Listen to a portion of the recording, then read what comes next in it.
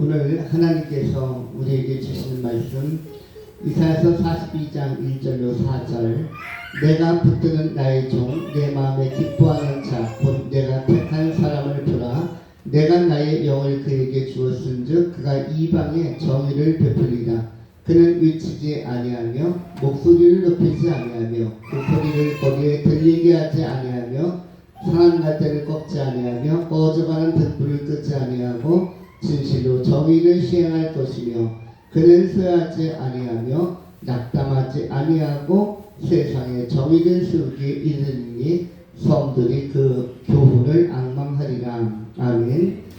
이 말씀을 통해서 세 가지로 하나님의 말씀을 정돈하며 은혜 나누고자 합니다.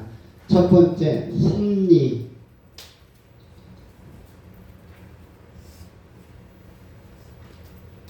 섭리. 두 번째, 시점. 어떠한 때 시점. 세 번째, 위치.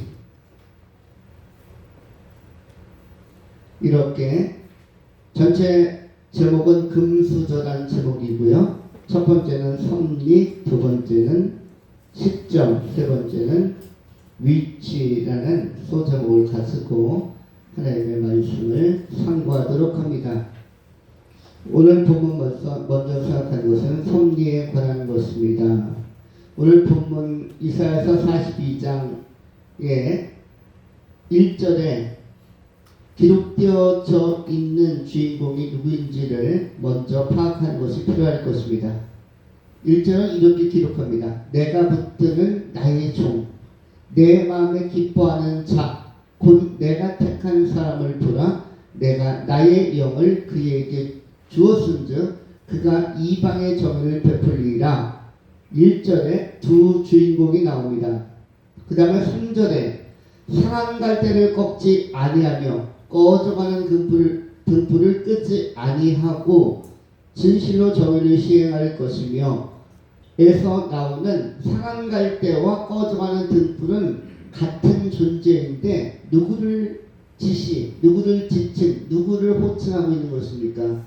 등장인물 세 번째가 누구냐면 상한 갈대라는 사람, 꺼져가는 등불이라는 사람. 그럼 세 번째 꺼져가는 등불, 상한 갈대는 누구일까? 자, 주인공 셋을 우리가 한번 빨리 찾아내야 합니다. 42장 1절에 먼저 내가는 누구입니까?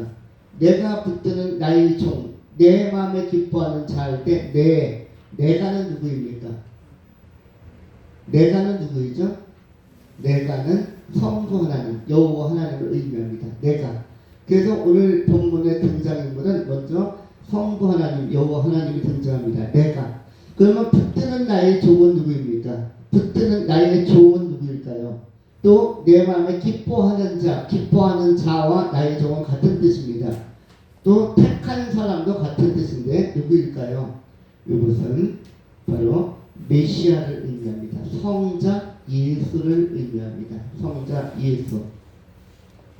그리고 3절에 나오는 상한 갈대, 꺼져가는 등불은 상태가 매우 안 좋게 보이는데 상태가 안 좋은 이 존재가 세 번째 주인공이 누구일까요? 바로 너입니다. 바로 너. 바로 너를 우리 입장에선 누구라고 얘기하면 되죠? 나 자신입니다. 나 자신의 상태가 하나님 보시기에 꺼져가는 등불이 막 다 꺼져가는 등불은 끄름도 막 나고요. 아주 풍전도가 위기 앞에 있는 게 누굽니까? 하나님 보실 때는 내가 그렇다는 거예요. 하나님 백성들이, 민중들이, 일반 시민들이 어떠하다? 꺼져가는 등불의 상태, 상한 갈대. 여러분 갈대도 약하죠. 바람에 있는 갈대도 약한데 그게 꺾어져 버렸어요. 누가 꺾어버렸어요. 밟아버렸어요. 그러니까 상한 갈대는 또 얼마나 약합니까? 갈대 자체가 그냥 부러질 것 같은데 그걸 누가 갖다 꺾어버리거나 밟아버렸으면은 낫으로 쳐버렸으면은 금방 이제 떨어져 나가 죽을 것 같은 그 상태. 그게 누구라고요? 너. 달리 표현하면 누구다? 나다라는 것입니다. 우리가 가만히 나 자신을 내면을 들여다보고 내 삶을 들여다보면 이 위기 앞에 선 존재가 내가 맞습니다. 어떻게 보면은 우리 한반도의 역사도 역시 상한 갈 때 거대한 등불 같은 상태 속에서 아슬아슬한 지형에서 극복하면서 지금까지 왔습니다. 이거는 모든 민족이나 모든 인간에게 해당되는 것입니다. 그러면 그러한 전제 안에서 우리 하나님께서 그럼에도 불구하고 붙드시고 세상의 정의와 공의와 또 교훈을 주시겠다, 소망을 주시겠다라고 선포하고 있는 것입니다. 하나하나 다시 생각합니다. 첫 번째 섭리. 오늘 본문에 나오는 나의 종이라는 단어, 1절에 나오는 나의 종이라는 단어는 히브리어로 아부디라는 단어입니다. 아부디. 아부디라는 단어는 어떠한 의미를 가지고 있냐면 여호와 하나님께서 친히 쓰시는 일꾼을 의미합니다. 하나님께서 쓰시는 일꾼, 하나님께서 아주 긴요하게 매우 중요하게 쓰시는 일꾼. 그래서 이 아부디는 달리 표현하면 메시아라고 바꿀 수 있습니다. 신약적으로는 그리스도라고 바꿀 수 있는 단어가 나의 종이라는 단어, 히브리어로 아부디라고 할 수 있습니다.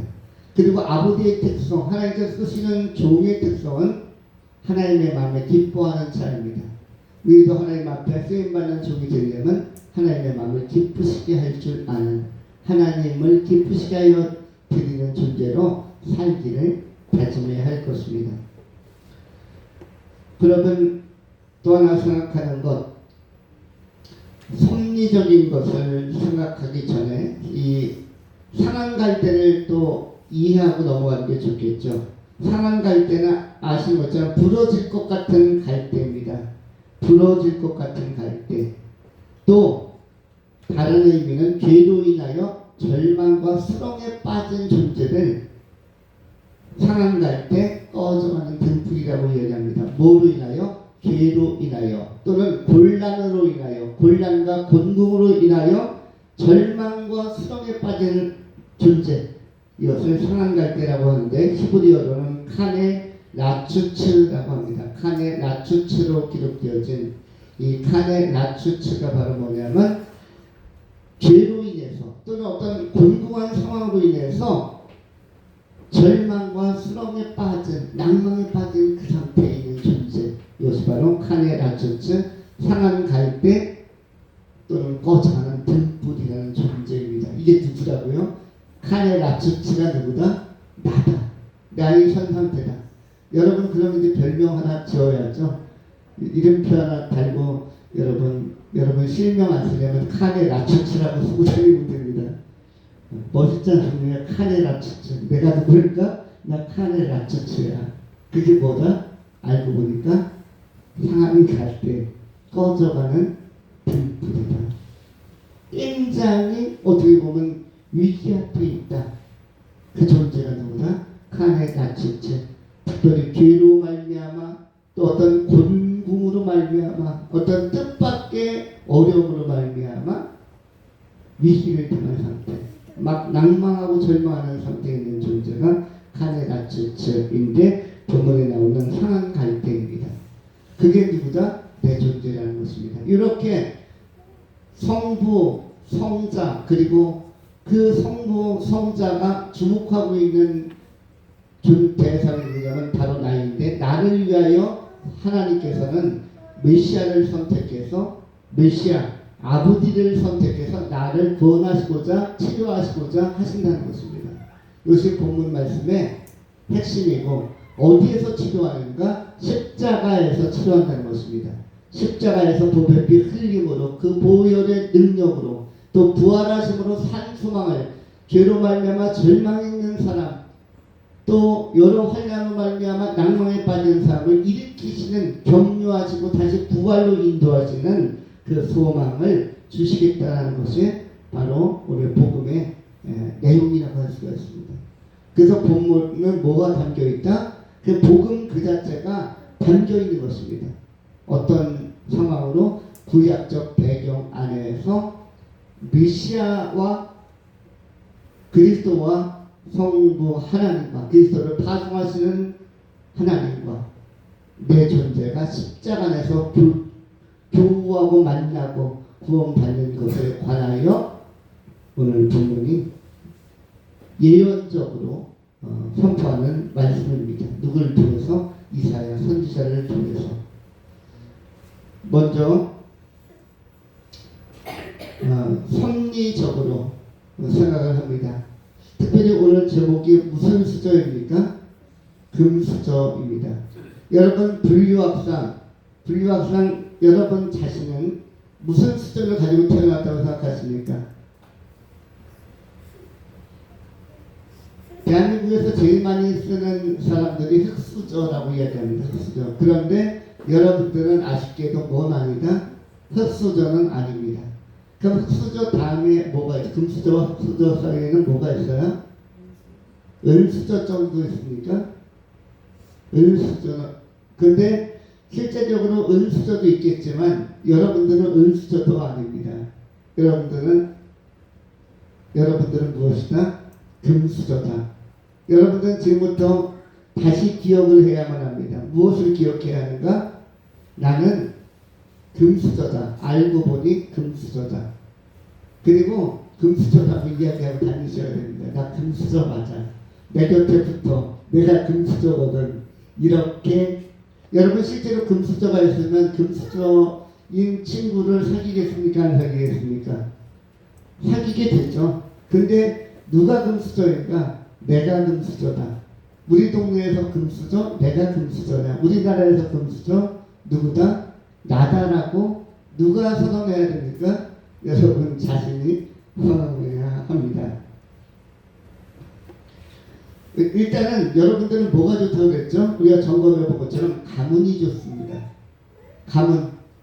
역사에서 가장 위대한 새로운 문명을 출발시킨 노아 할아버지를 선조로 둔 후예이기 때문에 일단 가문이 좋고, 그 다음에 셈 할아버지를 직계 조상으로 둔 가문이 좋고, 여러분은 가문의 영광이 빛나는 존재요. 그야말로 가문의 부활을 주도해야 할 주인공들이 되는 것입니다. 특별히 한반도에 태어난 여러분들, 그 중에서 예수 믿는 분들은 전부 다 무슨 수저다? 금수저입니다. 여러분들은 금수저입니다. 옛날에는 대한민국에 태어나면, 이 조선 땅에 태어나면 6.25 직후에는 많은 사람들이 이렇게 이야기했습니다. 하필이면 내가 왜 이 한국 땅에 태어났을까? 하필이면 단어를 많이 썼습니다. 하필이면.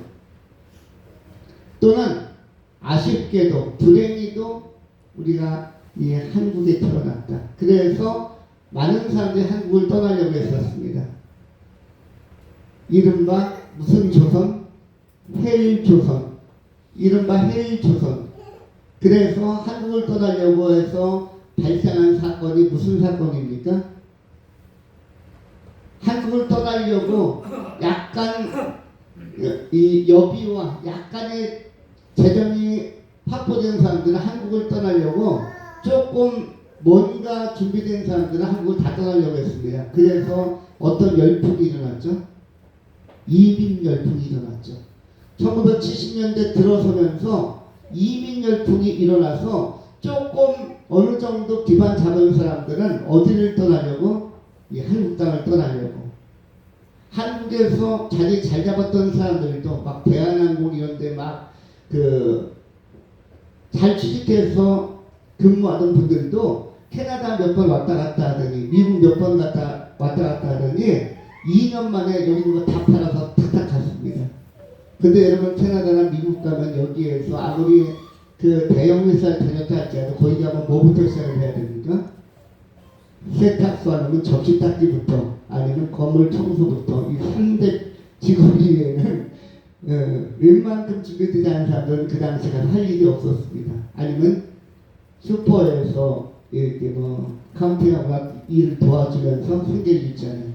근데 한국에 있으면은 굉장히 좋은 직급을 가지고 대형 회사나 또 안정된 직장 다닐 수 있는 분들이 거기 가서 적응을 했습니다. 근데 다 팔아가지고 들어왔으니까 고국으로 돌아갈 수도 없고 아주 난감한 분들도 굉장히 많았습니다. 또 미국 같은 사회나 캐나다 같은 사회에 가면은 한국 사람들이 인종적으로 우대를 받습니까? 우대받지 못합니까? 여러분 일반적으로 미국 같은 사회를 예를 들면 백인들이 약간 우월한 의식을 갖죠. 그 다음에는 피부색이 백인과 흑인 사이에 있는 우리 황인종, 대한민국 사람들이 우대받을까요? 아니면 흑인들이 우대받을까요? 미국에 딱 들어가면 우리는 흑인 하면은 우리보다 밑이라고 서열 정리를 먼저 해놓고 가는데 당황스러운 것이 흑인들이 우리를 많이 무시합니다. 왜냐면 흑인들은 흑인의 피부 빛깔에 대한 자긍심이 있어요. 프라이드가 있습니다. 흑인들은 대체적으로 피부가 좋습니다. 우리처럼 피부도 좋지 않고 백인들처럼 하얗지도 않은 것들 그 주도예요. 저 누르스만 것 그 부류가 바로 황인종인데 황인종이 오는 것을 굉장히 싫어했습니다. 왜 틈새에 자꾸 끼어드는가? 우리 한국 딸도 현재 동남아 계열이나 아니면 해외에 거주하는 타국인들이 많이 들어옵니다. 그럴 때 너무 많으면 요 옆에는 광적이나 파주 같은 데 가면은 한국 사람보다 외국인들이 더 많은 거리들이 있어요. 그럴 때 좀 적당히 섞여 있으면 좋겠다. 너무 많은 것은 좀 그렇다. 왜냐면 외국인들은 또 주말 저녁에 밤까지 돌아다니는데 한국인은 다 일찍 들어가서 추울 때 자고 막 이러는데 외국인들은 막 거기 돌아다닙니다. 자, 그렇게 되어질 때 생각하는 것이 왜 너무나 많이 올까 이렇게 생각하죠. 그런데 우리가 이민을 갔을 때에 그 당시의 반응들이 썩 좋지는 않았습니다. 흑인들의 반응도 좋지 않았고 백인의 반응도 좋지 않았고 그런데 한국인들은 조금 뭔가 가서 버틸만하다는 분들은 다 팔아가지고 막 들어갔죠. 이민의 이유가 결정적으로 무엇입니까? 한국 땅을 좋게 평가했다, 좋게 평가하지 않았다? 좋게 평가하지 않은 것입니다. 그래서 호주로도 가고 뉴질랜드로도 가고 다 많이들 나간 것이죠. 그런데 오늘날은 역전 현상이 일어나죠. 들어갔던 사람들도 내 고향 땅으로 다시 가고 싶다. 연어의 회기처럼 연어가 어릴 때 강원도 강물에서 살다가 조금 성체가 되면은 태풍양으로 동해바다로 나갔다가 나중에 2, 3년 지나서 성인이 된 다음에는 마지막 알을 다시 자기가 태어났던 곳으로 돌아가서 낳고 거기에서 삶을 마무리하려고 이 연어가 회귀하는 존재로 강과 민물과 바닷물에서 동시에 사는 것으로 좀 알려진 그런 물고기에 속합니다. 그것뿐만 아니라 연어와 같은 몇몇 물고기류들이 어류들이 있죠.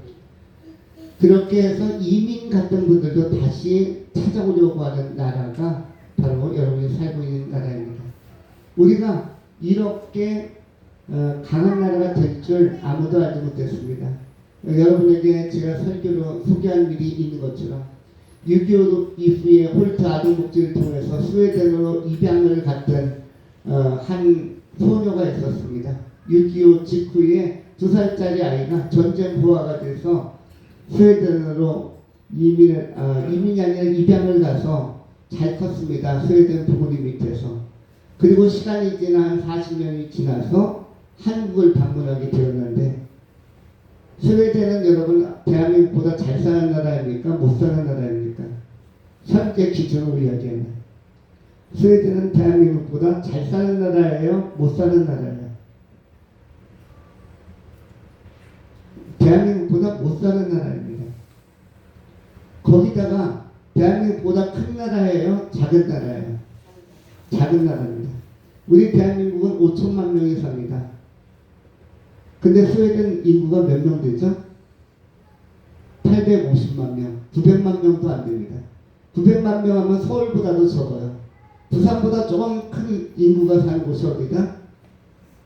스웨덴이에요. 부산하고 대구 정도 딱 합쳐놓으면 스웨덴 인구랑 같은데, 그런데 너무나 그 인천공항에 오면서 40년 만에 자기가 태어났다고 하는 조국 사우스 코리아 우리 대한민국에 들어오면서 인천공항을 보니까 너무 자기가 출발했던 스웨덴 공항하고 비교가 안 될 만큼 아름다운 거예요. 그리고 서울 들어오니까 또 깜짝 놀랐습니다. 아니 자기 나라 스웨덴 전체가 사는 것보다 더 많은 사람들이 서울에 산다고? 이렇게 나의 모국이 강력하고 잘 살고 아름다운 나라였나? 깜짝 놀랐습니다. 그리고 나서 많이 울었다고 합니다. 이제 기자들이 그 다음 날에 몰려들어서 인터뷰를 했습니다. 40년 만에 대한민국에 온 전쟁 고아 입양되었던, 그런데 그러면서 이 사람이 이제는 40대가 되었으니까 감회에 젖어가지고 우리 부모님, 나를 입양시킨 부모님이 원망스럽다. 나는 40년 동안 엄마, 아버지를 얼마나 찾았는데, 얼마나 보고 싶었는데, 그런데 왜 나를 이렇게 잘 사는 나라에서 키우지 않고 못 사는 스웨덴에 보내가지고 나를 이렇게 40년 동안 외롭게 했는가? 왜 나를 외롭게 했고 나를 탕으로 보내는가? 이렇게 부유하고 잘 사는 나라에서 나를 키웠다면 내가 얼마나 좋았을까? 이해를 할 수가 없었습니다.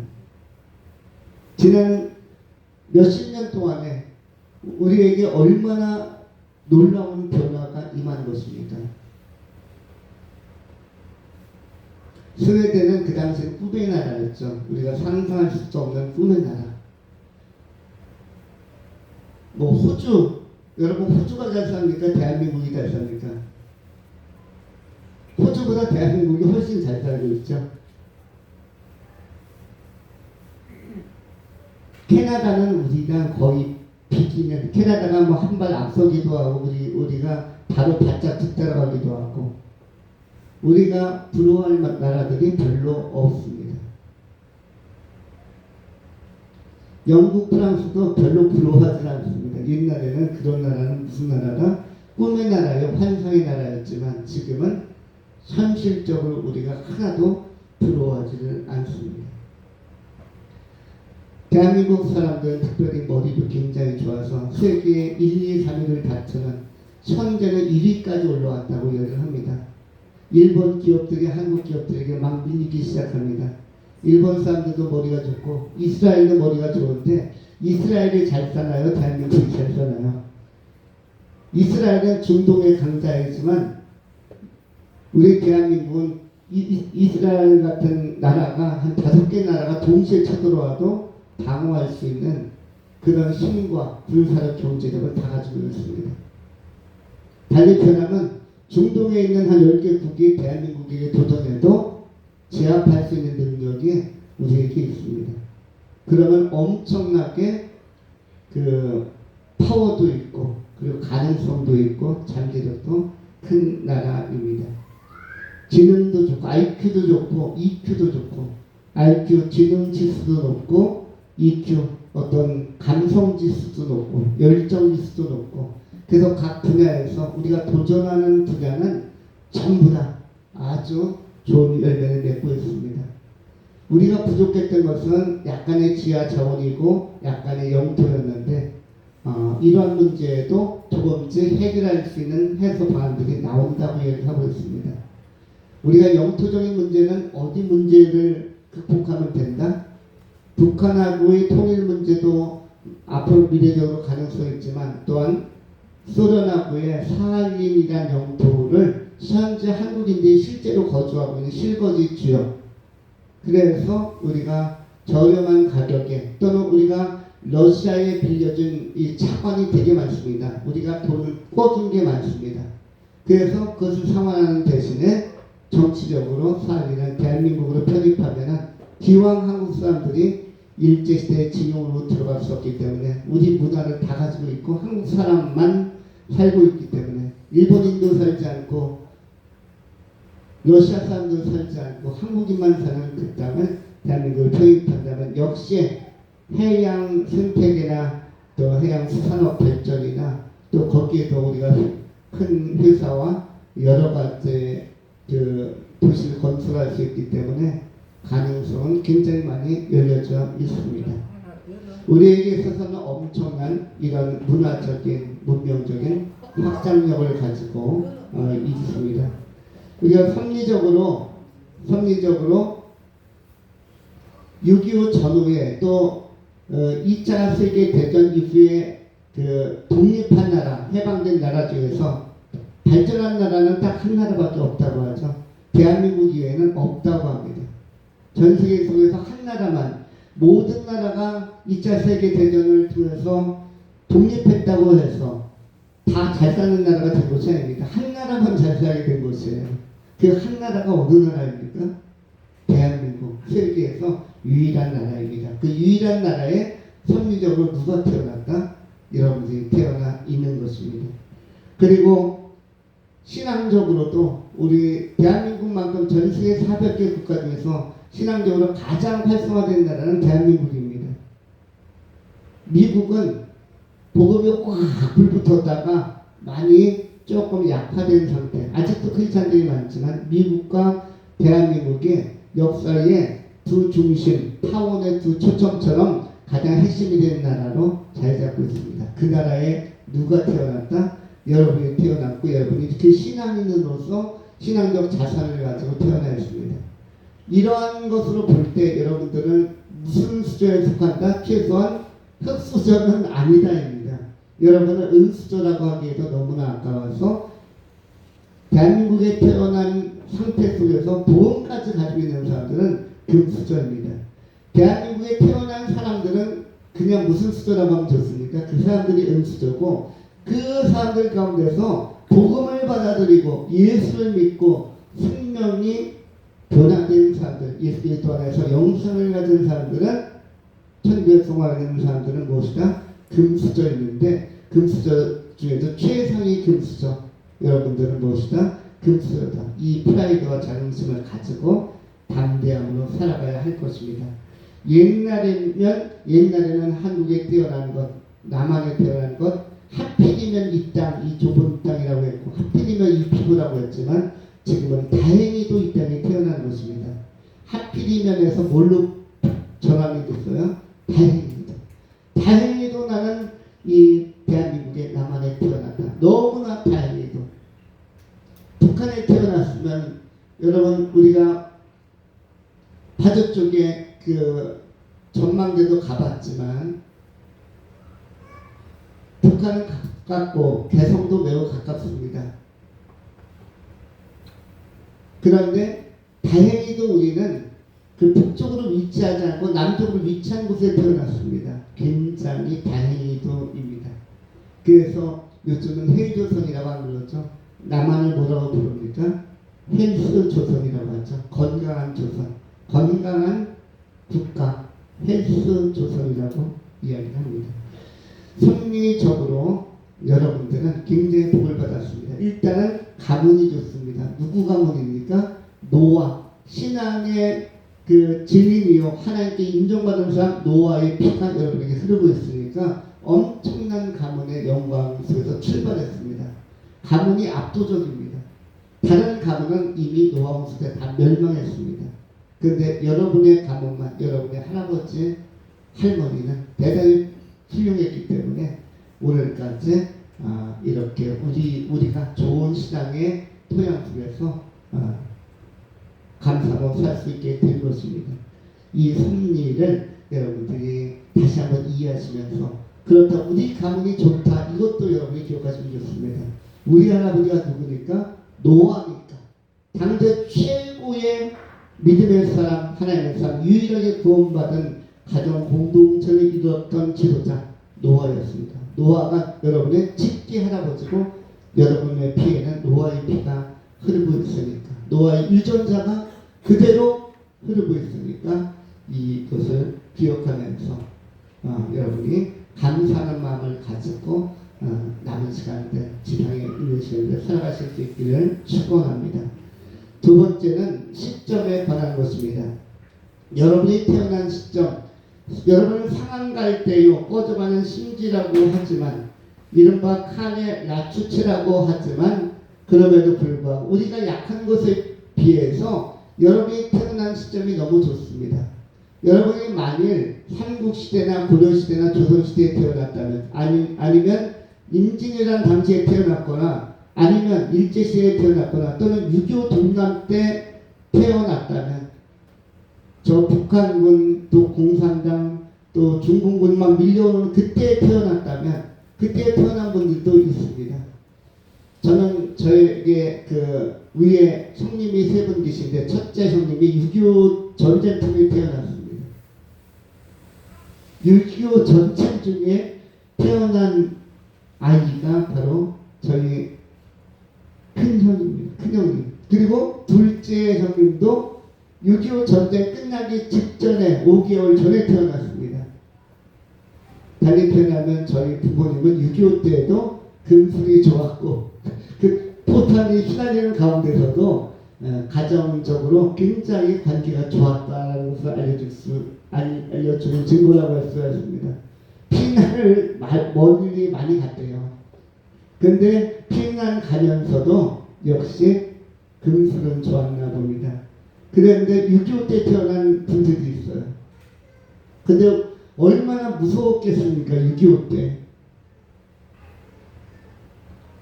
이것은 저희 가정의 가장 아쉬운 것으로 많은 분들이 또 어른들이 회자하는 것 중에 하나가 저에게는 그 작은 아버님 한 분이 계셨답니다. 근데 이분은 굉장히 천재적인 사람이었대요.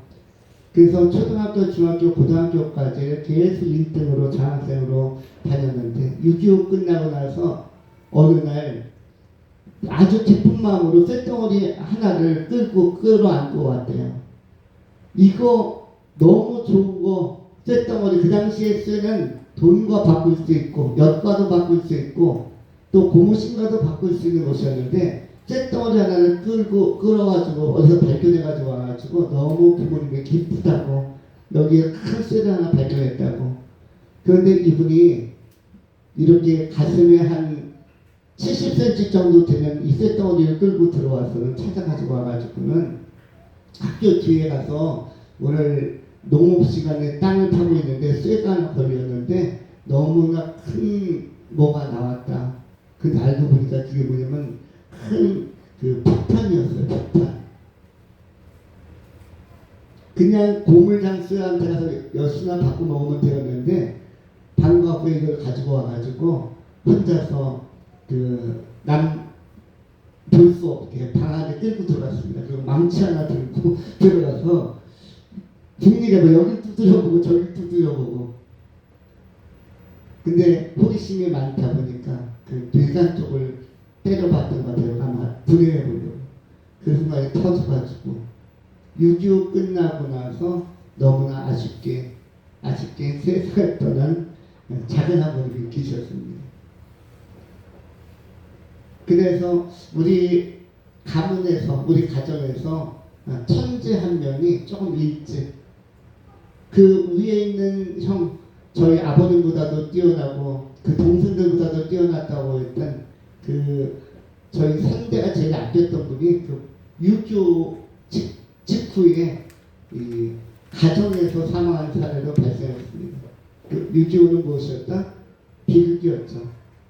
그런데 우리는 그런 위기의 시대에 태어나지 않고 오늘날 평화로운 시대에 태어났습니다. 시점이 아주 좋다. 특별히 1900년 전 19세기 이전에는 복음이 들어오지 않았는데 1800년대 후반부터 한 60년대부터 들어왔는데 여러분들은 복음이 들어오고 또 개신교 선교사님들이 들어오고 아펜젤로, 언더우드, 그 알렌 여러 선교사 토마스 여러 선교사님들이 들어오기 후에 복음이 있는 시대에 여러분들이 태어났기 때문에 그것도 역시 좋은 것입니다. 그리고 현대에 태어난 사람들은 6.25도 넘어서서 그리고 굉장히 새마을운동도 지나서 오늘날 최고로 문명화된 시대에 태어난 사람들은 굉장히 좋은 시대입니다. 옛날 용어 중에 왕우장상이라는 그 용어가 있었습니다. 고관대자. 최고로 잘 된 그 시대에 가장 잘 사는 사람들, 또 부럽지 않다는 표현이 있는데, 오늘 이 시대에 태어난 사람들은 아무도 부러워할, 옛날의 왕들을 부러워할 것이 전혀 없는, 옛날의 왕부나 재상을 부러워할 것이 없는 문화적이고 문명적으로 완벽한 상태에 태어나였습니다. 저는 옛날의 임금들이 굉장히 그 당시에는 가장 잘 살았다고 하지만 굉장히 고충이 많았을 것 같습니다. 임금의 침상이라고 해도 여러분의 침대만 갖지 못하고 그냥 나무로 만들어져 있지 않습니까?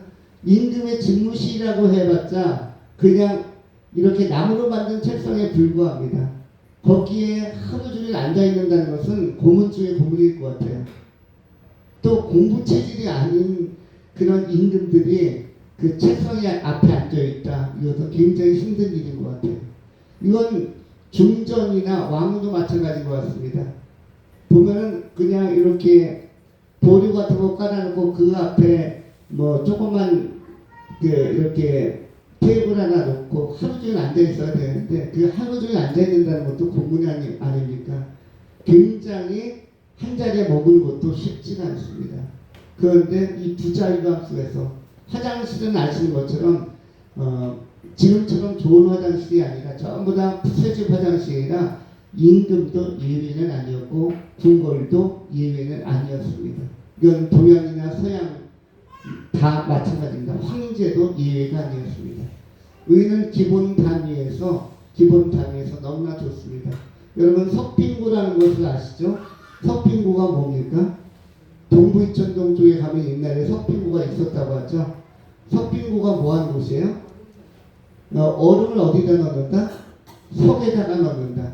그 석이 무슨 석자입니까? 돌석자. 왜냐하면 얼음을 먹고 싶은데 또 한 가지는 저 동해바다나 남해바다나 서해바다에서 해산물을 잡아오면은 이게 빨리 부패하니까 상해버리니까 먹을 수가 없습니다.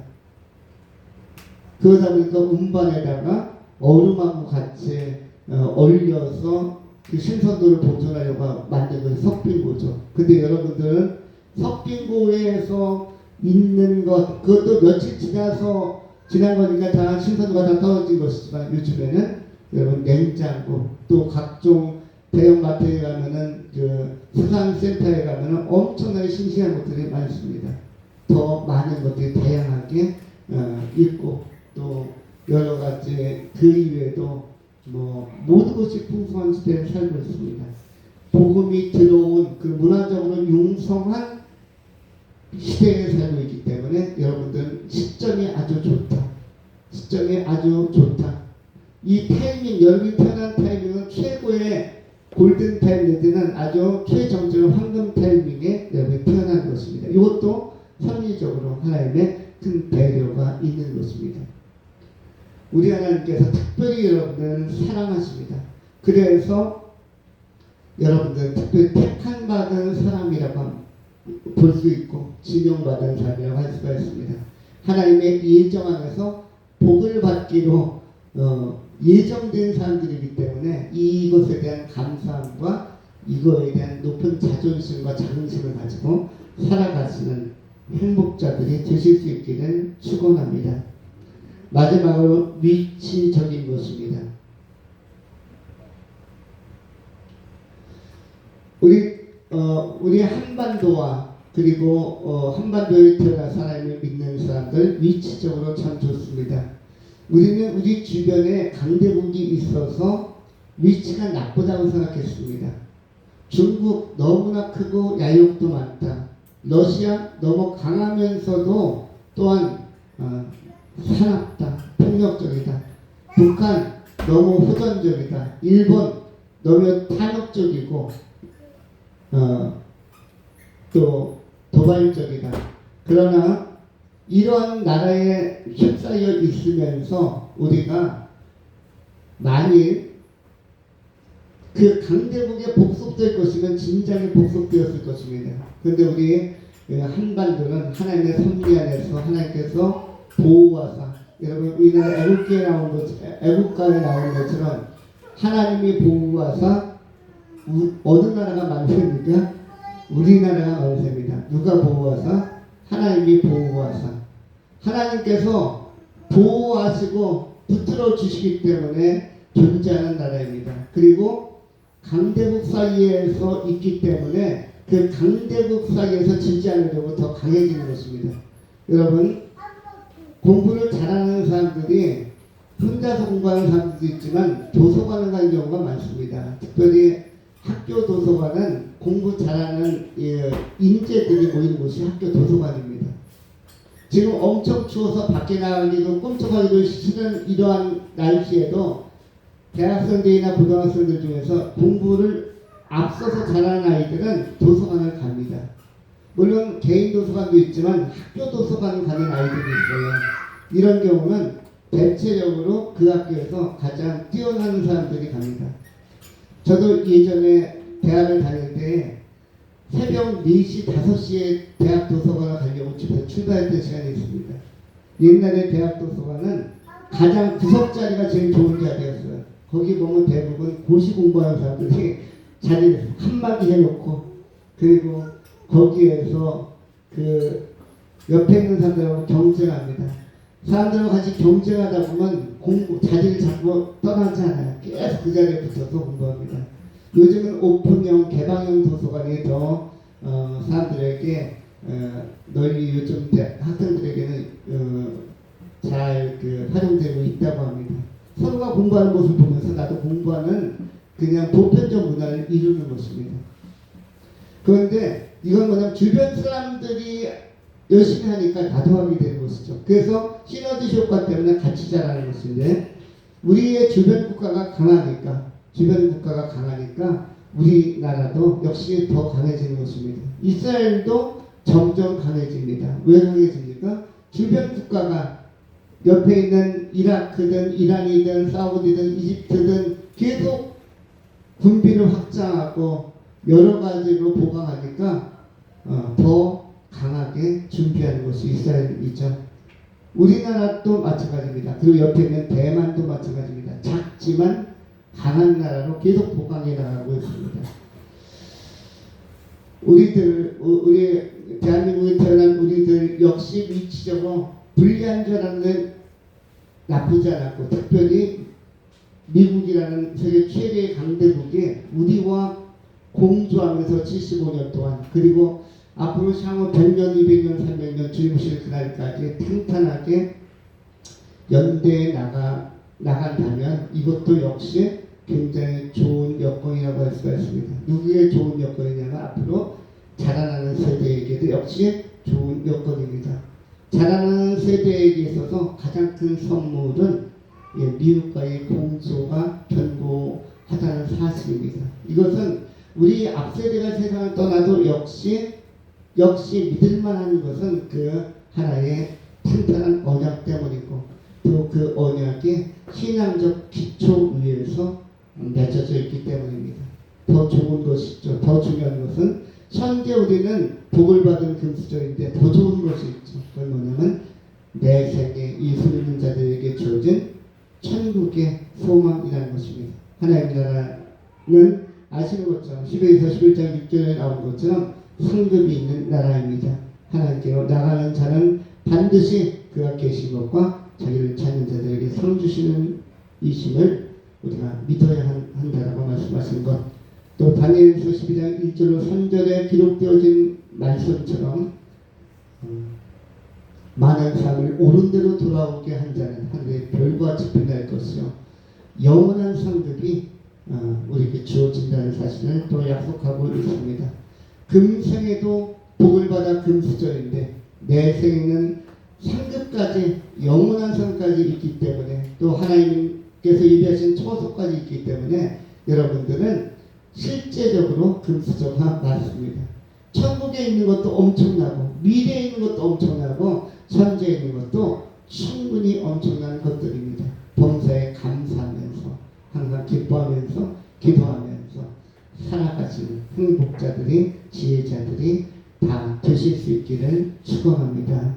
기도하겠습니다. 거룩하신 하나님, 오늘 영적인 금수저에 대하여 또 현실적인 금수저에 대하여 시대적 금수저에 대하여 상고하였나이다. 참으로 복 있는 백성, 복 있는 사람들인 줄 알게 하여 주옵소서. 금생과 내생의 약속이 있는 사람들 되게 하여 주옵소서. 우리 구주 예수 그리스도 이름으로 축복하며 기도하옵나이다. 아멘.